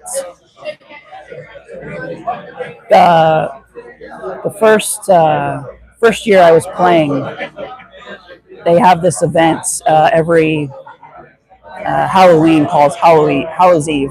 It's like a month-long event, and they only have specific materials there. And this was the year after, I believe, that they introduced this material. It's called coralite, and my character became obsessed with it. Coralite is a pink metal, and it's a fairly good metal for armor. But her main thing was pink, and so she's over the years become the pink paladin. The pink paladin? Yes. Why an armor smith? So my paladin, she's more of a pacifist versus being a combat-focused paladin. So for her, being an armor smith helps support others' combat and whatever else events going on by making the armor for others to wear so they're safe in their combat. What do you think of the text-based gameplay? I love it. I've been playing it for a handful of years now, and of all the games I've played since growing up, and this game in particular is the one that stuck with me over multiple years. I usually, when I game, like even like new games like Cyberpunk 2077, I've played a little bit of that, but it gets boring, I guess, after a while. Not as engrossing, I guess, because you don't have the other people. A lot of this is community that kind of helps keep me in the game, and then coming and meeting all these people.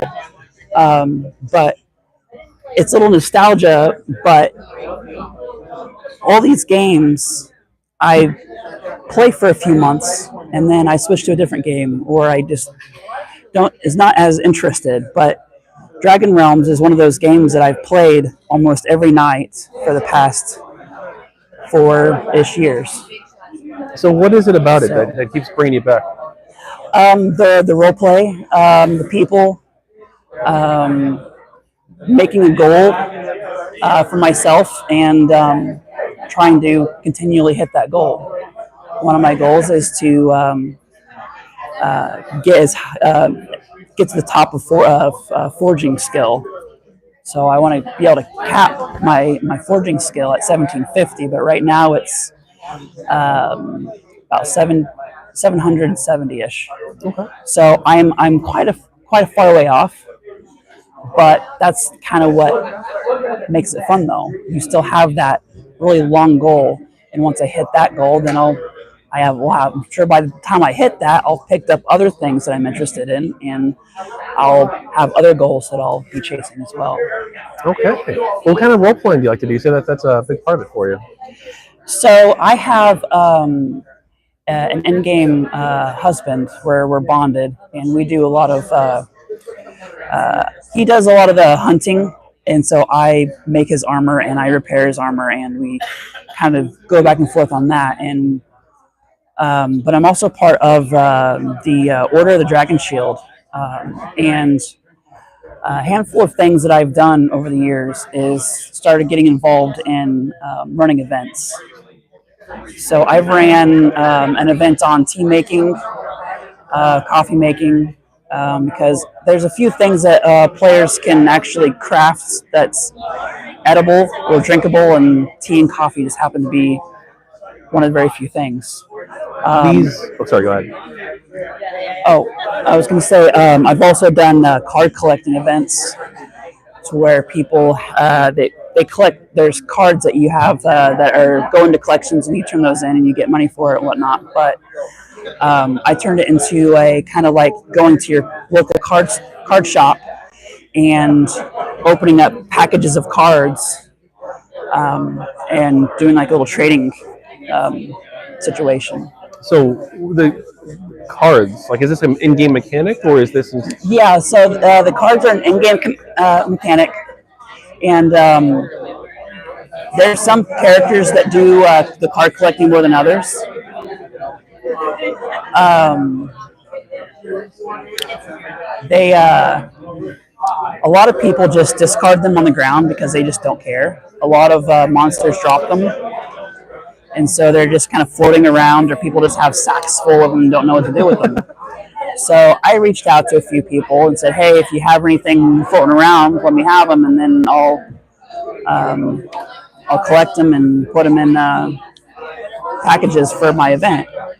And so I did that, and we have envelopes, and then I stashed them, put as many cards as I could in an envelope, and then I had that envelope gift wrapped, so people couldn't actually see where the cards that were inside of it, so they couldn't just look and say okay, and then just kind of pass over them and whatever. So it was more of a forced interaction in the game, that they had to actually take the packages and open them and then look through and then actually talk with people to trade cards to get complete sets.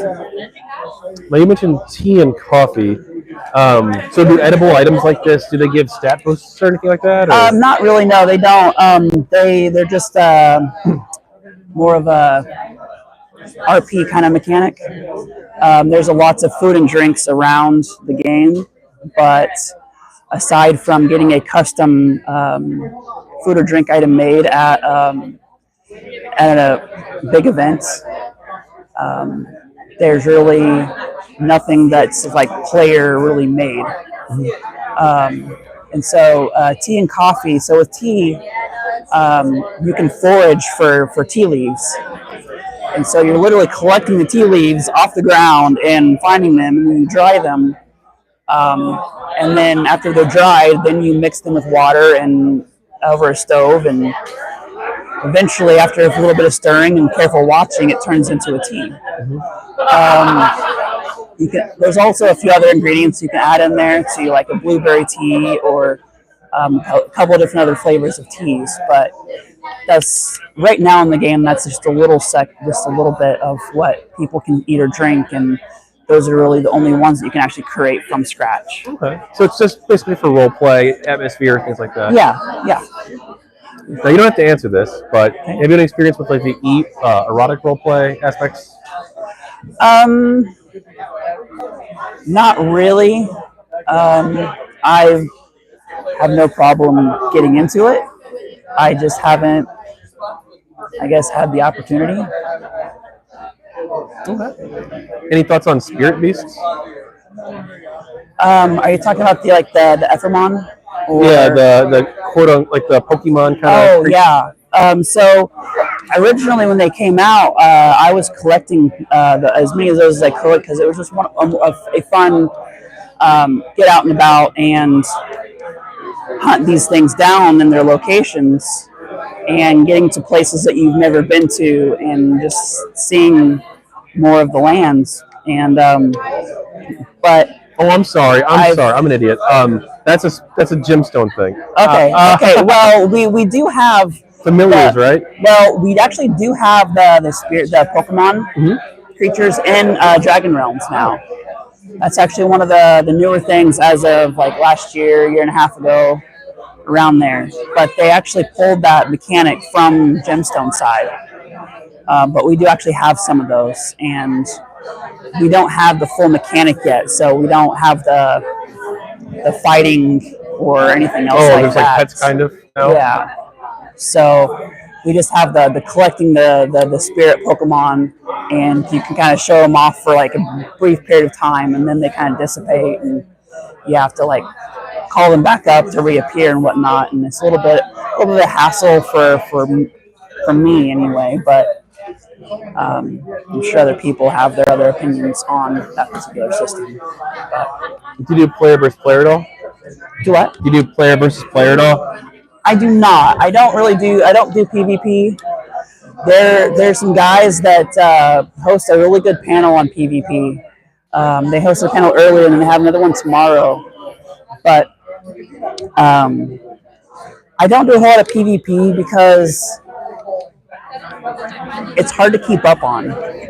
Because there's a lot of these guys that have been doing this for a long time, and even the people that are just very more skewed toward PvP. There was a newer player up on the panel earlier today, so if you don't have to be a long-time player to get into PvP, but they just have so much of the mechanics. They just kind of understand and are able to react quickly and know what to do in what situation. And I just don't have that quick of a thought process, I guess, to be able to process all that as I'm reading on screen and know what to type in response to actually make everything work right and go my way. So I don't really do a whole lot of PvP. I just kind of sit back and watch and just kind of stay in the forge to support the people that do PvP. Okay. Now, in the Dragon Realms world, there's some issues with magic right now, from my understanding.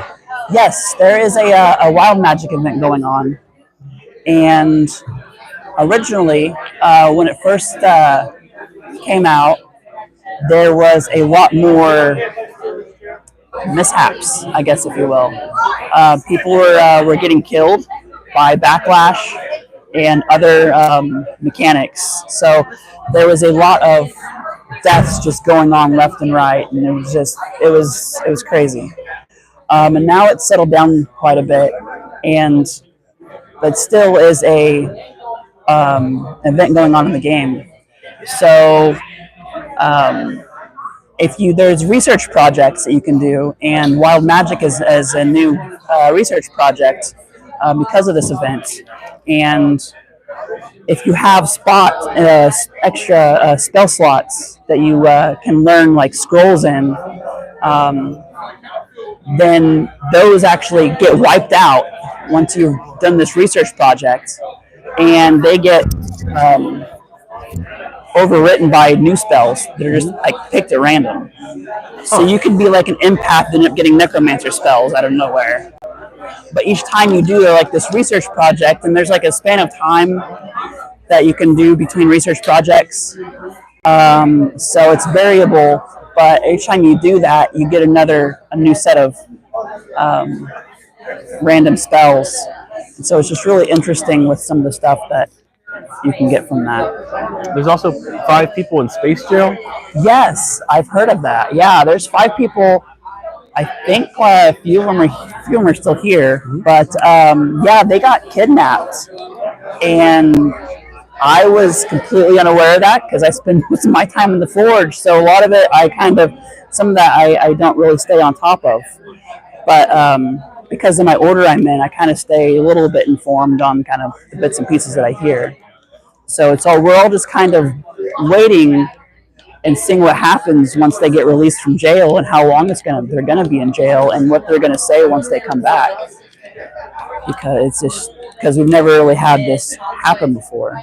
So with magic going crazy and then them just getting kidnapped out of nowhere, it's really interesting. Any predictions on how this is all going to turn out?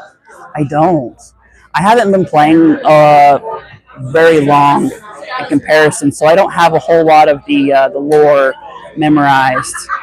like the other guys do. So I don't have those bits and pieces. Oh, it might be this, or oh, it might be that. So I'm just kind of going into a lot of this blind and just kind of playing things as they come. Okay. Do you have any thoughts on scripting? So I do have scripts that I run. A lot of them are helper scripts. So I have I use the Lich script engine, which a lot of people use, and I use it a lot to go from place to place. So you tell it where you want to go, and then it'll path you there, versus having to type in all the directions and memorize the routes and everything else. So it helps a lot in that aspect. So especially when you're doing like role playing, if you need to get somewhere real fast to get in on your role play, you can go from place to place really quick. And I also have a few other scripts that help with my forging, and I have another one that I wrote that it's when I type in info to get all my character statistics, depending on what I'm doing, those statistics might just get buried by all the scroll because of all the stuff going on in the room. So sometimes it's really difficult to actually see what you're trying to do when you type a command in. So what I did was I have a script that parses all of that data and displays it on my title bar. So I can say, okay, this is how many favors I have, this is how much burden I have, how much strength I have, and all my other just physical stats that I have trained up, so I know what they are just at a glance, so I don't have to worry about missing that window and everything that I want to look at. It's right there at the top. Well, you said you were married in the game, and do you want to talk about the wedding? What was that like? What kind of experience? So the wedding wasn't too terribly elaborate. We did have a handful of people we invited, and a handful of people that came. So one of the members in our order was able to marry us, and so it was kind of not quite order centric, but I had a lot of other people that came as well. Had a friend that took me gown shopping, and so we found a wedding gown, and there's rings that you can get too in the game now that will you toggle them, they will add the last name as a hyphen to your current last name, or will just change your last name altogether to the new last name. So it's really easy to kind of add take their last name. We had, it was a little tent that we had, and I'm the pink paladin, and then my in-game husband, he is his color is teal. He doesn't really identify as the teal paladin, but his color palette's very tealy. So for our wedding, one of the fun things I did was I went and got some blue paper and some green paper because I didn't have a teal paper, and I got an origami primer, and I learned how I made origami cranes, and I just filled the house with those, and just as a little sweet gesture to him. It was a lot of fun. So you have a house then? Yes, we do have a house. He has a house, and I've taken quite a bit of it over.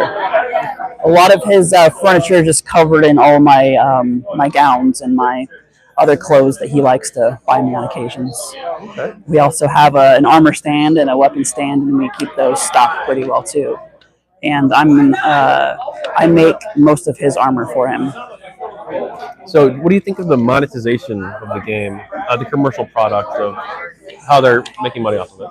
So really any game you play these days has a monetization factor to it, whether it's pay to play, pay to win, what have you. But the way they do this, my account right now, it's like $40 a month, and that's like the most I've spent on any game per month. Even like with World of Warcraft, you're not in it for that much. but it goes towards supporting the game and everything else that goes on, and kind of helping just keep everything together. And so it's more of a long-term thing for me. And then the events, the microtransaction events that they have, there's some things that are nice to have in those. I don't always spend money in them, but when I have some money and I find something that I really like, I don't really have issues spending money, because the people that I'm not one that can go in and design an item like they can, and all the just really cool text and the stuff that it does. I know a few people that can do really cool descriptions of things, and so it takes a lot to produce all these items and all the descriptions and everything, and then I just really kind of respect that kind of thing. Okay. So you can answer this one of two ways, or both ways if you want. The future of the game, both in terms of the game as a commercial product, but also the future of the game world. Where do you see this going, and for the future, both in terms of the game and the game itself and the world? So like, are you asking like financial side, the how it's the long-term sustainability of the product, or like okay? Yeah, both. Well, I mean, as far as the long-term sustainability of the game, I think that's where they're starting to turn to a lot more microtransactions type things for us current players, and they're also taking a lot of suggestions from us and putting those into the game, so we stay in the game. One of the harder things to do in this day and age is get anybody into playing a text-based game. So excuse me. I think that's why they are trying to lean more toward catering to the player base they have, versus try to do a lot of advertising or anything else really to pull in more. And so a lot of new players, like I was, is just more of a friend of a friend or a boyfriend that got you into playing, or someone that's already currently playing that pulled you in, and so. Any wild stories from Dragon Realms?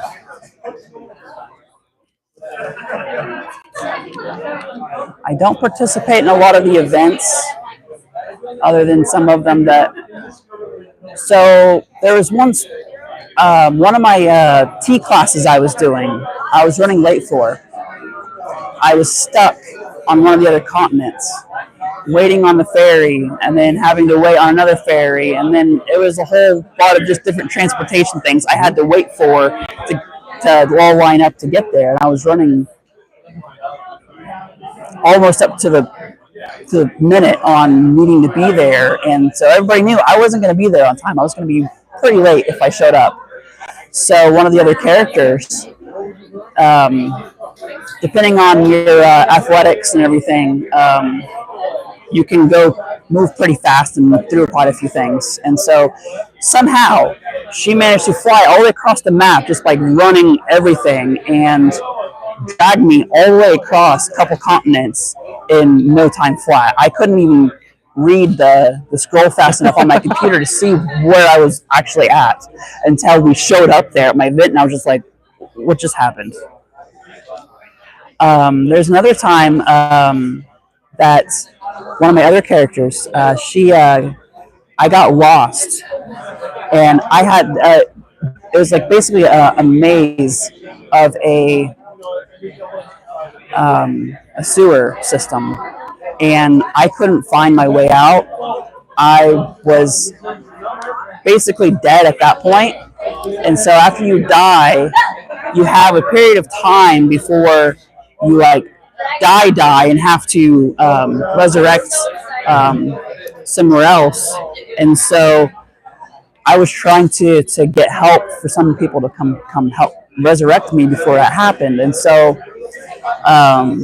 one of the gals who's no longer with us, she led like an hour and a half long expedition in real life just to find my character in this sewer to get me to heal me so they can pull me to safety. In real life? Yeah, in real life it took that long to find me and get everything taken care of. It was really cool, and there was a few people that were involved, and it was a lot of fun. Why couldn't you find your way back? Because it's literally a maze. Like, I was trying, and then once I got killed, the issue is once I got killed is that you can't move because you're just a corpse and a spirit kind of floating.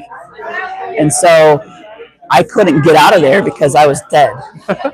So I had to basically, off the little description I had of the room, I had to just kind of say, hey, this is what the room says. And they like, we'll do our best. So it took them, like I said, it took them an hour and a half in real life just to come find me and pull me out of there and get me healed and get me back on my feet. So that was just really impressive. And these are people that I haven't ever met before in game. And so I just reached out, and someone said, "We'll be right there." And well, you're not right there. Well, yeah, they did. They did show up eventually, and I was very impressed because I was like down to like 1%, and they found me and they got me back up, and it was. So what would have happened if they couldn't find you? So if they couldn't find me, I would have just departed. And by departing, that you lose that you use favors with your god, basically. So you build up favors, and depending on how many you have, it kind of guarantees to some extent that you retain some of the knowledge that you've gained, because if you have to do a full depart and you've done a lot of things, like a lot of skilling, and you have a lot of XP that still is needing to drain, then you lose all that, and you have to do all that all over again to get all that experience back. So it's better to have someone come find you and resurrect you so you don't lose all your experience that you've spent maybe the last couple hours trying to get. So, well, I know you said this is only your second SimuCon. Yes. But any wild stories from last year or this year?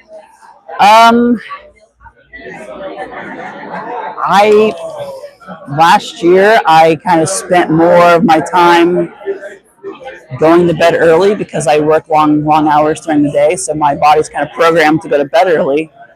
But there is a lot of alcohol here, and it's still kind of early in the week, so the stories really haven't quite accumulated at this point yet. But Wednesday night, I did drink quite a bit myself, and I spent all day yesterday in my room just indisposed because I just could not get out of bed, and I couldn't keep anything down. I was rough. Feeling the pain of the decision? Yes, I was. Yes, and I've sworn off alcohol the rest of the trip because of it. So I don't want to miss more socializing because I couldn't regulate how much I drank. So, well, we are entering the optional politics section. Do you want to talk about your political views or not? We can up to you. I'm not really a political person, so I'll just stay out of that bit. Well, let's do light items then. Okay. Well, you talked about other mods you played. Were there any others you wanted to bring up, or discuss your experience with your mod when you were? I'm sorry, I forgot the name, but when you were younger. Yes. So Eternal Night, I believe it was. Yeah, Ian 2. So Eternal Night 2, it was a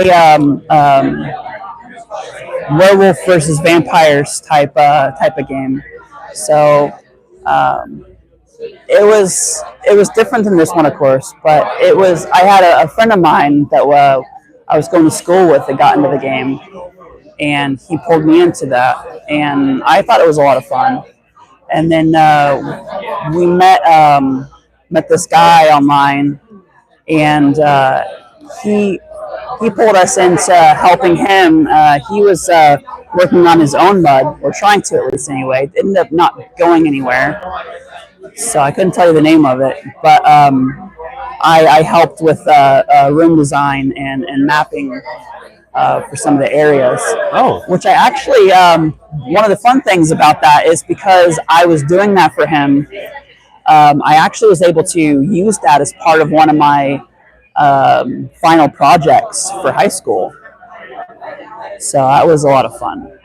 you used your work on the mud? Yeah, I did. Yeah. So we, it was a book assignment. So we picked a book out of the pile and we had to read the book and then create like a diorama or something that resembles stuff from the book. And so my book ended up being Dante's Inferno, and Dante's Inferno goes through the levels of hell. And so what I did was I designed kind of an area in that mud to resemble those different areas.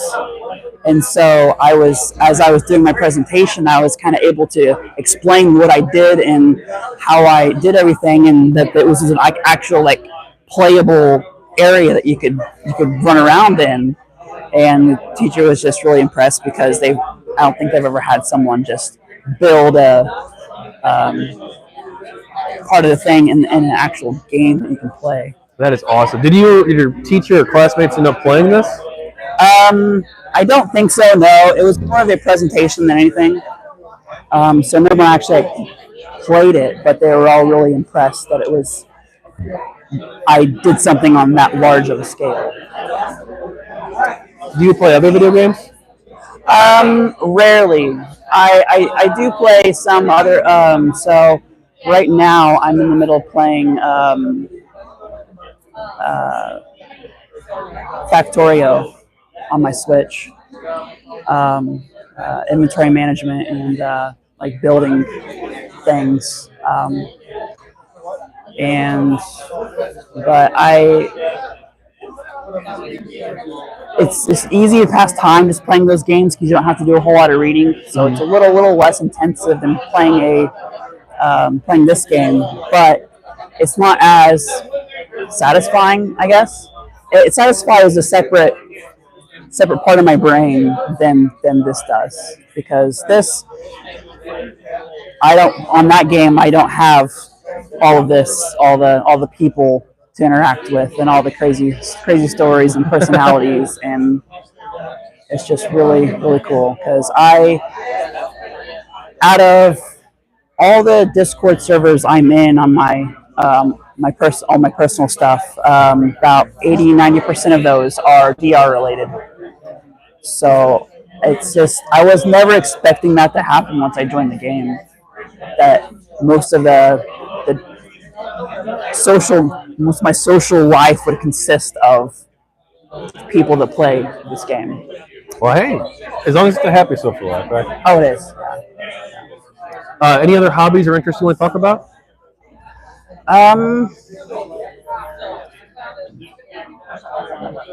Not like pertaining to the game or just anything in general, yeah. I think part of the reason why I do armor crafting in the game is because I do crafting kind of in real life stuff. I do leather crafts. Are you one of the vendors? I'm not one of the vendors, no. Eventually that'd be kind of cool to do. I also do stained glass and just other various things. I do jewelry and but as the years go by, I have like less and less space to actually work on stuff and do things, and so being able to make things for people in the game actually kind of helps satisfy, I guess, that part. Well, do you want to grab a couple wild cards? Uh-oh. These have already been used. Well, this one actually was not used. We skipped that one. But yeah, feel free to grab one or two or three of those bad boys, and it could be anything. These are community submitted, so I don't know what it's going to be. Oh. All right. Let's do this one. It says, name one thing you would add or remove to improve the game and explain why. So one of the things I am trying to I've submitted a few times, and they have told me that it doesn't work across the board. So it's going to be a very, it's going to be a lot of rewrite on the back end to make it work. But I'm trying to get it to where they can, well, at least the quest anyway, to get it to where they can make all of the siegery pieces, which are, it's like a game in the game. Mm-hmm. And so siegery, you have like 3 soldiers, like little figurines, and then you have a castle, and then you have some battle engines. So you have like catapult, ballista, and then you each have a set of those, and then you just kind of fight back and forth with those, and whoever's keep falls first loses. So like a strategy game element to it? Kind of, yeah, a little bit, yeah. A little bit of that and a little bit of luck. So part of where the luck comes in is the siegery pieces right now, their statistics are all over the place because the different people worked on them, different kinds of sets and stuff like that. So some people that have been playing the game for a very long time or have been gifted sets that have been used by others in the past, that the pieces have higher stats than like the newer players if you just were to buy a new set. And so it's been very hard because we don't have access to see those statistics for the pieces. So you can't say, oh, this one is good, would be good up against this one. So we can't exactly like bracket people together fairly based off of that. So someone might come in that's been playing forever and then just wipe out the entire competition because they have a really good set. And sometimes when that happens, though, the newer players trying to get into it get discouraged because they can never win a game. So it kind of makes things a little unbalanced and unfair in some cases. But without knowing how to actually view those statistics, there's really no way for us to kind of work with that balance. Oh, makes sense. Is there anything else you want to talk about?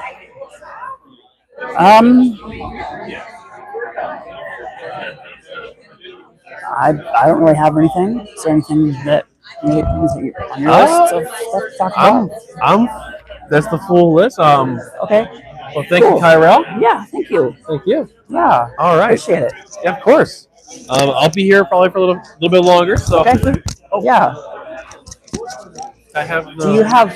Right. Is this something that you post on the internet? Yes, it's on YouTube. So you have. Oh, you do. I do. So feel free to like, comment, and subscribe if you're watching. Oh, actually, no one's listening. Oh wait, it's still on. Yes, it is still live. Yes.